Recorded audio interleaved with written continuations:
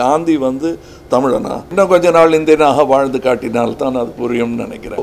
பகுத்து அறிபவர்கள் யாருமே வரக்கூடாதுன்னு தோணும். விரைவில் இந்த வருடத்திற்குள் அதை ரிலீஸ் பண்ணுங்கிறது தான் முயற்சி. நீங்கள் கூட காரணமாக இருக்கலாம். வித்தியாசமாக ஒன்றும் சொல்லவில்லை, தப்பாகவும் ஒன்றும் சொல்லவில்லை. இதெல்லாம் என்ன எது கேட்குறீங்க? கொண்டாடும் அளவிற்கு இப்பொழுது அவருடைய பிறந்த நாள் ஒன்று தான் இருக்கிறது என்று எனக்கு தோன்றுகிறது. அது தெரிஞ்சால் நான் வந்துட மாட்டேன்னா உண்மையை மாற்றி மாற்றி சொல்ல முடியாது.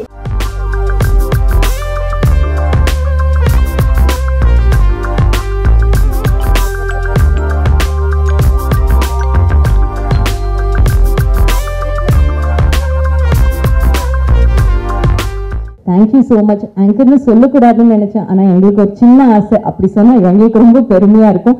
தேங்க்யூ ஸோ மச் இந்த ஆப்பர்ச்சுனிட்டி எங்களுக்கு கொடுத்து. உங்களை விட Bigg Boss there's nobody around. So let's hear a few words from you, sir. Thank you. Company ஆரம்பித்த போது கூட பாஸ் வேஷம் போட்டது கிடையாது. ஸோ எப்படி இருக்குங்கிறது பார்க்கணும். இதில் எனக்கு பிடித்திருந்தது என்னவென்றால், தமிழக இல்லங்களில் பல இல்லங்களில் எளிமையாகவும் யதார்த்தமாகவும் சென்றதே ஒரு நல்ல வழி.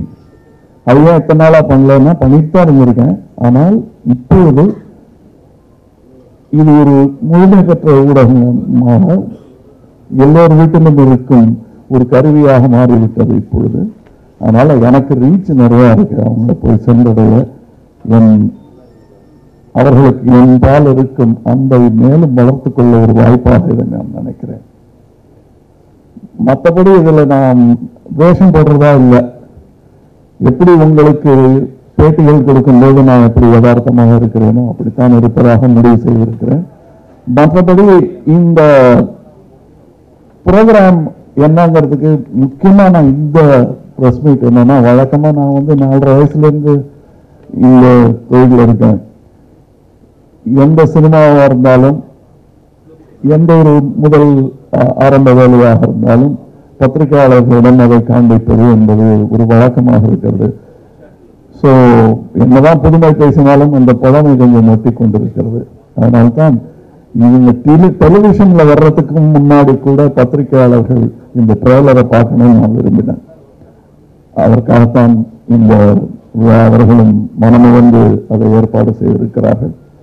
வழக்கமாக அவங்க டெலிவிஷன் அவங்க முடிவு பண்ணால் அவங்க தான் முதல்ல போட்டுக்கிட்டோம். ஆனால் உங்களுக்கு முதலில் அதை விருந்தாக வைத்து பிறகுதான் அவர்கள் உண்கிறார்கள்.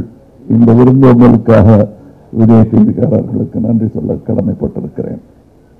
மற்றபடி இந்த ப்ரோக்ராம் என்னங்கிறத பிற்பாடு ஒரு சந்தர்ப்பத்தில் உங்களை சந்தித்து விளக்க ஒரு வாய்ப்பு கிடைக்கும் என்று நம்புகிறேன்.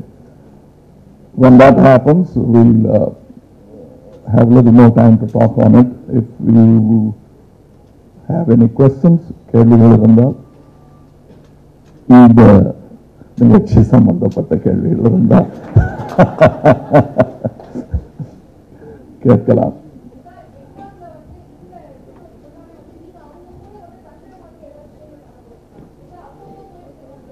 அப்பப்ப போறதுதான் இதோடைய அமைப்பு. அந்த மாதிரி. ஆமாமா. இல்ல நான் ஃபாலோ பண்ணுவேன். பட் அங்கே போயிருந்தா எனக்கு வேற வேலையும் அதுக்கு கொஞ்சம் ப்ரொமோல வந்ததுனால கேட்குறீங்களா? இல்லை அதுக்கு முன்னாடியில இருந்து சொல்லிட்டு இருக்கேன். ப்ரொமோல வந்தது நான் வந்து என் பேர் கமலஹாசன்கிற மாதிரி ஒரு பணிவுக்காக ப்ரொமோல சொல்ற மாதிரி என்னுடைய அடிநாதம் அதுவாகத்தான் இருந்து கொண்டிருக்கிறது. அது மாறும்போது எல்லாம் மாறிடுங்கிறது தான் பல பேட்டிகள்லையும் சொல்றேன். எனக்கு வாய்ப்பு கிடைக்கும் இடங்களில் எல்லாம் சொல்லுகிறேன். அதில் ஒரு வாய்ப்பு தான் இது. ஒவ்வொரு முறை நான் இப்போ அடுத்து வந்து இப்போ முந்தானத்து ஒரு ரெக்கார்டிங் பண்ணுவாங்க, அதுக்கு போகும்போது கூட எனக்கு வந்து ஒரு வயிற்றுக்குள்ள ஒரு சின்ன பட்டாம்பூச்சி படப்படத்து கொண்டு தான் இருக்கிறது. கண்டிப்பாக இந்த நிகழ்ச்சிக்கான ஏற்பாடுகளில் அதில் உள்ள என் ஆர்வத்தை பார்த்து இவர்களுக்கும் தெரிந்திருக்கும். அந்த பட்டாம்பூச்சி என் வயிற்றுக்குள்ள இருக்கிறது அவங்களுக்கு கூட தெரிஞ்சிருக்கும். அது அந்த பட்டாம்பூச்சி என்னைக்கு பறக்கிறத நிறுத்துதோ அன்னைக்கு நான் வேலையிலேருந்து போயிடுவேன். டிவியில் வராமல் இருந்தேன்னு சொல்ல முடியாது. டிவியில் வந்துகிட்டே இருக்கேன். நான் அடிக்கடி வந்துட்டு இருக்கேன்.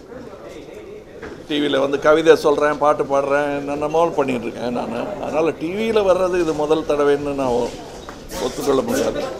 அதற்கு காரணம் நான் பல பேட்டிகளையும் சொல்லியிருக்கேன். பட் இருந்தாலும் உண்மையை மாற்றி மாற்றி சொல்ல முடியாது. ஒரு சினிமா பெரிய வெற்றி அடையும் பொழுது அதை ஒரு பல கோடி மக்களுக்கு சென்றடைய வேண்டும் என்றால் 3-4 வாரங்கள் பிடிக்கின்றன. இங்கே ஒரே சனிக்கிழமையில் அத்தனை கோடிகளை சென்றடைய வாய்ப்புகள் இருக்கின்றன. அது ஒரு ஒரு கலைஞனாக அது ஒரு பெரிய ஒரு வாய்ப்பாகவும் ஒரு ஆசையாகவும் இருக்கிறது. விரைவில் இப்போ நாங்கள் அதுக்கான இந்த வருடத்திற்குள் அதை ரிலீஸ் பண்ணோங்கிறது தான் எங்களுடைய முயற்சி. சார், நடிகர்கள் அரசியலுக்கு வரக்கூடாது எதிர்ப்பு அதிகமாக கலந்து வந்துச்சு. இதை பற்றி உங்களுடைய பொதுவான கேள்வி தான். ரஜினியை பற்றினா நடிகர்கள் அரசியலுக்கு வரக்கூடாதுன்னு சொல்லிட்டு பொதுவாக சின்ன சின்ன வாய்ப்புகளை எதிர்ப்பு தெரிவிச்சு வராங்க. இப்போ இருக்கிற அரசியல் நிலவரங்களை பார்க்கும்போது யாருமே வரக்கூடாதுன்னு தான் தோணுது. அது ஏன் நடிகர்களை தனியாக ஒதுக்கணும்? யாருமே பகுத்து அறிபவர்கள் யாருமே வரக்கூடாதுன்னு தான் தோணும். ரஜினி அரசியல் பத்தி எந்த ஒரு பேச்சும் பேசல, இருந்தாலும் அவர் அரசியல் வரக்கூடாது, தமிழனே கிடையாது அப்படிங்கிற ஒரு பேச்சு தான் அதிகமா வந்துட்டு இருக்கு. அதை நீங்க எப்படி நீங்க கூட காரணமா இருக்கலாம் அதுக்கு. ஏன்னா இது பிக் பாஸ் பத்தி நிகழ்ச்சி, ஆனால் நீங்க அதை பத்தி கேட்குறீங்க இல்லையா, அதனால அப்படி அது பரவி வந்ததாக கூட இருக்கலாம். பட் சொல்லுங்க சொல்லுங்க. இந்த ப்ரோமோல இந்தியனாக நடித்தே நான் வாழ்ந்து வருகிறேன்னு சொன்னீங்க, அதுக்கான சரியான நீங்கள் புரிஞ்சிக்கலன்னா அதை நான் எப்படி புரிய வைக்கிறது? இன்னும் கொஞ்ச நாள் இந்தியனாக வாழ்ந்து காட்டினால் தான் அது புரியும்னு நினைக்கிறேன். ஏன்னா நான் இந்தியனாக நடித்திருக்கிறேன் என்பது இந்தியன் படத்தையும், இந்தியனாக வாழ்ந்து கொண்டிருக்கிறேன் என்பது என்னுடைய வாழ்க்கையை பற்றியும் சொல்லலாம். அதுக்கு இந்தியன்கிறதுக்கு என்ன அர்த்தம் அப்படின்னாங்கன்னா, முதல்ல நான் சொல்கிறேன், என்னுடைய நாட்டை அதன் சட்டத்திட்டங்களை மதித்து நடக்க வேண்டும். முக்கியமாக வரி கட்டணும். அதை பண்ணிகிட்டு இருக்கேன் நான்.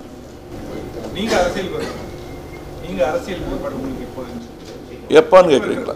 நான் ரொம்ப நாள் ஆச்சுங்க. நான் 21 வயசில் இந்த கையில் பொட்டு வச்சு அன்றைக்கே வந்துட்டேன். நான் அன்னிலேருந்து அரசியலில் இருக்கேன். ஆனால் அதில் போட்டி போடுற அரசியலில் வரல. யார் வருவாங்க யார் வரக்கூடாதுன்னு முடிவு பண்ணுற வெகுஜன கூட்டத்தில் நானும் நின்று கொண்டு இருக்கிறேன். இல்லை, அது நம்ம வரும் அந்த 5 வருஷம் வரும்போது நம்ம சொல்லலாம். அதற்கான வரும்போது அதை நீங்கள் எப்படிங்க அந்த உணர்வோடு இருக்கிறவங்க யார் வேணா இருக்கலாங்க. அது அப்படி நான் சொல்ல முடியாது. காந்தி தமிழனா? எல்லாரும் தலைவனாக இங்கே நேரு தமிழனா? அந்த சுபாஷ் சந்திர போஸ் தமிழனா? ஆனால் போஸ் என்ற பெயரில் எங்கள் ஊரில் நிறையா பேர் இருக்காங்க. காந்தி என்ற பெயரில் ஆந்திராவில் எல்லா இந்தியாவில் பல ஊர்களிலும் அந்த பேரில் இருக்காங்க. அது ஒரு பெரிய அதுவாக நான் ஒத்துக்க மாட்டேன். இன்னும் என்னுடைய வாழ்க்கையிலன்னு சொல்கிறேன், மற்றவர்களை பற்றி சொல்ல வேண்டாம். என்னை பொறுத்தவரையில் கேரள மக்கள் என்னை ஒரு மலையாளியாகத்தான் நினைத்து கொண்டிருக்கிறார்கள். ஸோ நான் இதுவும் தான் அதுவும் தான். அதுக்கு என்ன சொல்ல முடியும்? அதுக்காக நான் அந்த ஊருக்கு சீஃப் மினிஸ்டர் ஆகணுமான்னு கேட்டால் அது எனக்கு இன்ட்ரெஸ்ட் இல்லை, அவ்வளோதான்.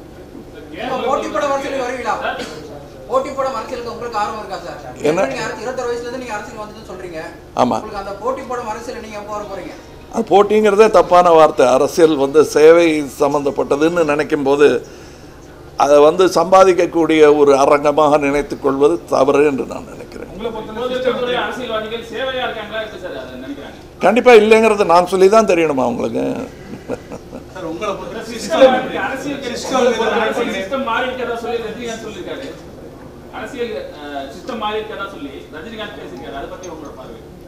அது எல்லாரும் சொல்ற குற்றச்சாட்டை தான் அவரும் சொல்லியிருக்கிறார். வித்தியாசமாக ஒன்றும் சொல்லவில்லை, தப்பாகவும் ஒன்றும் சொல்லவில்லை. எத்தனைய சொல்ல நான் ஃபர்ஸ்ட் இது சம்பாதிக்கும் ஒரு தொழில் அல்ல என்பதை முடிவு செய்து கொள்ள வேண்டும். அதுக்கு நம்ம என்ன வழி வைக்கணும்? ஒருவேளை நம்ம இனி வரப்போகும் சிஎம்முக்கோ எம்எல்ஏக்கோ எம்பிக்கோ அவங்களுக்கு நல்ல சம்பளத்தை கொடுத்து எங்களுக்காக வேலை செய்கிற நீன்னு சொல்லிடணும். நீங்கள் தியாகம் பண்ணுங்கள், சேவை பண்ணுங்கள் என்று சொல்வதனால் அவங்க அது மாதிரி செய்கிறதா நினச்சிக்கிட்டு வேறு விஷயங்கள் செய்கிறாங்களோ என்னமோ தெரியல. எனக்கு தெரியும் இது மாதிரி நிறைய விஷயங்கள் மாற்றப்பட வேண்டி இருக்கிறது. அரசியலுக்கு வரணும், என்ன பண்ணணும், என்ன பண்ணிட்டு அது தெரிஞ்சால் நான் வந்துட மாட்டேன்னா? திரையுலகை சேர்ந்தவர்கள் ஆட்சி செய்து நாட்டை நாசமாக்கி விட்டார்கள் அப்படின்னு சொல்லியிருக்காங்க, குற்றச்சாட்டு வச்சுக்கிறாங்க எல்லா அரசியல் தலைவரும். இதுக்கு முன்னாடி இருந்த முதலமைச்சர் எம்ஜிஆரும் ஜெயலலிதாவும் திரையை சேர்ந்தவர்கள் தான். அவர்களுடைய ஆட்சி எப்படி இருந்தது? அதெல்லாம் என்ன எது கேட்குறீங்க? நான் அதெல்லாம் சொல்லிட்டேன் நான் நிறையா. இப்போ இந்த மீட்டிங்கில் அதை சொல்ல வேண்டியதில்லை.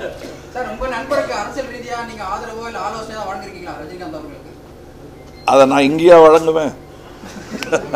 தனியால வழங்கணும் அதை. சார், கலைஞருடைய வைர விழா நிகழ்ச்சி மூன்றாம் நடக்கப்படுது, அதை பத்தி உங்களுடைய கருத்து என்ன? அது நிறைய ஒரு தனி சின்ன குறும்படமே எடுத்து எல்லாருக்கும் அனுப்பிச்சிருக்கேன் நான். வந்துடும் உங்களுக்கு கூடிய விரைவில். சார், இந்த மாதிரி எம்ஜிஆர் நூற்றாண்டு விழா நடக்குது. ஆனால் கலைத்துறை சார்பாகவோ தமிழர் சார்பாகவோ கிட்டத்தட்ட 7 மாதம் ஆகிட்டு எந்த விதமான விழாவோ ஒரு கொண்டாட்டமும் எதுவுமே இல்லை.